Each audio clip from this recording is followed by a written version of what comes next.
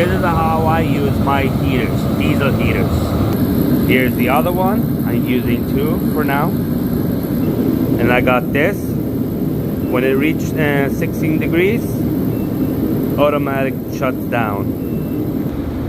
I'm using this, and this one shuts down that one, and there's no power on the extension cord. It's an amazing tool. That's the sensor. I bought this on Amazon for $33, and it's worth it.